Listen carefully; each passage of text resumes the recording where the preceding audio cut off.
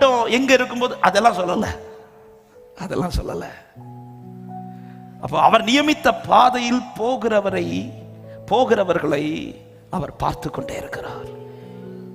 திரும்ப இந்த வார்த்தையை சொல்லுகிறேன், அவர் உங்களை பார்க்காத பாதையில் அல்ல, உங்களை பார்த்துட்டே இருக்கிற பாதையில் தான் நடத்திட்டு இருக்கிறார்.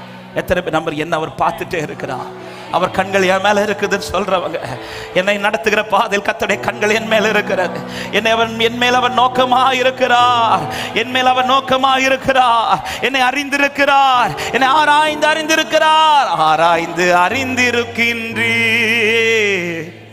சுற்றி ஆமே நான் அமர்வதோ நான் எழுவதோ நான் அமர்வதோ நான் எழுவதோ நன்றாய் ஓ இயேசையா நன்றாய். நான் ஒரே ஒரு வார்த்தையை சொல்லி நான் ஆராதிக்க விரும்புகிறேன். இப்பொழுது பைபிள் சொல்லுகிறது, மார்க் 6வது அதிகாரம் அதனுடைய 48வது வசனத்தில், அப்பொழுது காற்று அவர்களுக்கு எதிராக இருந்தபடியினால் அவர்கள் தண்டு வலிக்கிறதில் வருத்தப்படுகிறதை அவர் கண்டு ராத்திரியில் 4ஆம் ஜாமத்தில் கடலின் மேல் நடந்து அவர்களிடத்தில் வந்து அவர்களை கடந்து போகிறவர்களைப் போல காணப்பட்டார்.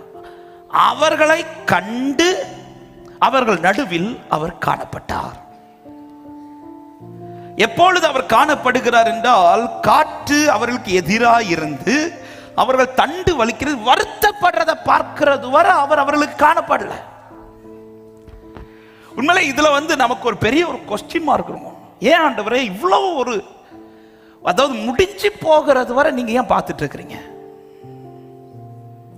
முடிஞ்சு போகிறது வரை நீங்க ஏன் பார்த்துட்டு இருக்கிறீங்க? வருத்தப்படுவதற்கு முன்பாகவே நீங்க பார்த்து வந்திருக்கலாமே. ஆமே, வருத்தப்படுவதற்கு முன்பாகவே, அதாவது இந்த காற்று எழும்புதுன்னு உங்களுக்கு தெரியுது, ஏன்னா நீங்க பார்த்துட்டே இருக்கிறீங்க. காற்று எழும்பும் போதே நீங்க வந்திருக்கலாமே. என் பைபிள் சொல்லுகிறது, அலை எழும்பணும்னு வரல, அவங்க சாயங்காலத்திலேயே நடுக்கடல் வந்தாச்சு. 4ஆம் ஜாமத்துல தான் அவர் வாரார்.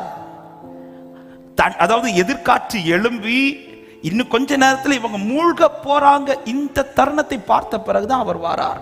ஆண்டவரே, இந்த வருத்தம் வருவதற்கு முன்பாகவே நீங்க காணப்பட்டிருக்கலாமே, ஏன் வருத்தப்படுகிறதை கண்ட பிறகு அவர்களை காண வைக்கிறீர்? ஆமென். இதில் ஒரே ஒரு வார்த்தையை சொல்ல விரும்புகிறேன். இந்த வார்த்தையை கடந்த நாள்ல தியானிக்கும் போது ஆண்டவர் இந்த வசனத்திலிருந்து ஒரு காரியத்தை ஆமென் என்னோடு பேசினது என்ன தெரியுமா?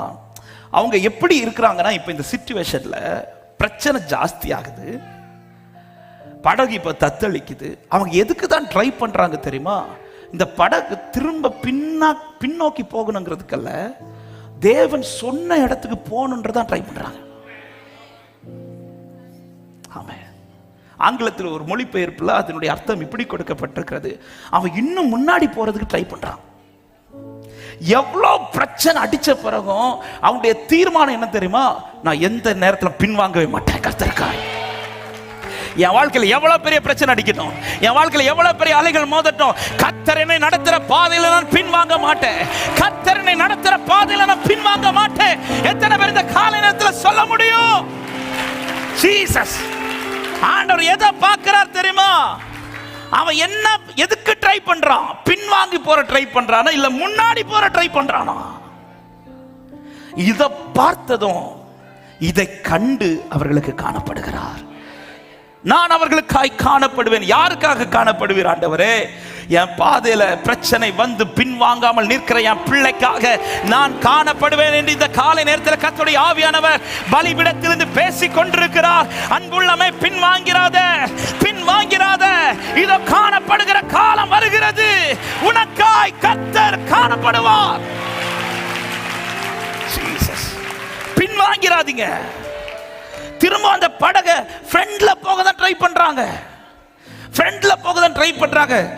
அதனாலதான் இயேசு கிறிஸ்து இப்பொழுது வந்து நான் தான் பயப்படாதீங்க சொன்னதும், உண்மையிலே அந்த இடத்துல இயேசுவே நீங்க, ஆனா நம்ம என்ன கொஸ்டின் அடுத்து வச்சிருப்போம் தெரியுமா? ஆண்டவர், இந்த காற்றெல்லாம் அமைதியாக்குங்க ஆண்டவரே, இப்படிதானே சொல்லியிருப்போம்.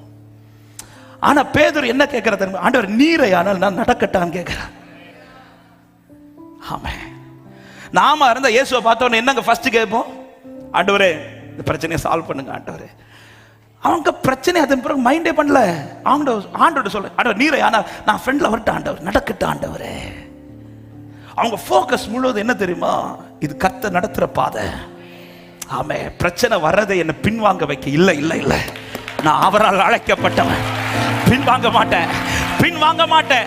எத்தனை பேர் இந்த காலை நேரத்தில் அறிக்கை பண்ண முடியும்? அன்பு உள்ளமே, பின்வாங்கிறாத. ஜீசஸ், ஹalleluya. சிலர் பின்வாங்கிறதற்கு நிலையில இருக்கிறீங்களான்னு தெரியல. ஆமா, இவ்வளவு நாள் நின்னுட்டேன் ஆனா முடியல. ஆமா, இனி இந்த படகை பின்னாடி கொண்டு போயிடலாம். ஃப்ரெண்ட்ல போனாதான பிரச்சனை, ஃப்ரெண்ட்ல போக போக தானே காட்டு அதிகமாகுது. ரைட், பின்னாடி நோ நோ நோ. உன் படகை திருப்பிராத, உன் படகை பின்வாங்கிறாத. நீ முன்னாடி ட்ரை பண்ணு. இதோ இதோ இதோ இதுக்கு மேல உன்னால முடியல என்ற நிலையில உனக்காய் அவர் காணப்படுவார். எத்தனை பேர் விசுவாசித்தாமேன் என்று சொல்லி ரிகஷதராதர ஆழ்கடலை தாண்டுவேன், அக்கரையில் சேருவேன். ஆழ்கடலை என் வாழ்க்கை படகிலே, என் வாழ்க்கை படகிலே இயேசு கூட வருகிறார். பயமே இல்லை எனக்கு. ஹalleluya, பயமே இல்லை. ஆமா, இவங்க புறப்பட்டது அக்கறைக்கு போகணும். ஆமா, இவ்வளோ பிரச்சனை வந்த பிறகும் அவங்க எதுக்கு தான் ட்ரை பண்றாங்கன்னா, இந்த படகு இன்னும் ஃப்ரெண்ட்ல போகணும், இன்னும் ஃப்ரெண்ட்ல போகணும். அதனால தான் இயேசு படகில் ஏறின உடனே யோவான் 6 சொல்லப்பட்டிருக்கு, உடனே படகு கரையை பிடித்தது என்று. அப்ப உடனே படகு கரையை பிடிக்குதுன்னா இந்த படகு எதுவரை கொண்டு ஃப்ரெண்ட்ல தான் கொண்டு வந்துட்டே இருக்கிறாங்க. அன்பு உள்ளமே, பிரச்சனை எவ்வளவு வரட்டும், காலை நீ ஃப்ரெண்ட்ல வச்சுட்டே இரு, ஃப்ரெண்ட்ல வச்சுட்டே இரு. காலை பின் வாங்கிறாத, உன் காலை பின் வாங்கிறாத. முடியலன்னா அந்த இடத்துல நின்னு கூப்பிட்டு காலை பின் வாங்கிறாத. ஹalleluya. எடுத்து வைக்க முடியலனாலும் பரவாயில்ல, பின் வாங்கிறாதீங்க. எடுத்து வைக்க முடியலையே அந்த இடத்துல நின்னு நீ கூப்பிட்டா நான் தென்படுவேன்றா. நீ கூப்பிடு, நான் உனக்கு வெளிப்படுவேன்றா. நீ உண்மையாய் தேடு, நான் உனக்கு. நீ நிக்கிறது ஏதோ ஒரு பாதையில் அல்ல, அவர் அனுமதித்த பாதையில் நின்றுட்டு இருக்க. கர்த்தர் உன்னை கைவிட மாட்டார், கர்த்தர் உன்னை திக்கற்றவனாய் விட மாட்டார். என்னோடு கர்த்தர் பேசிக் கொண்டிருக்கிறார் என்று விசுவாசிக்கிற உள்ளம் கம்பீரித்து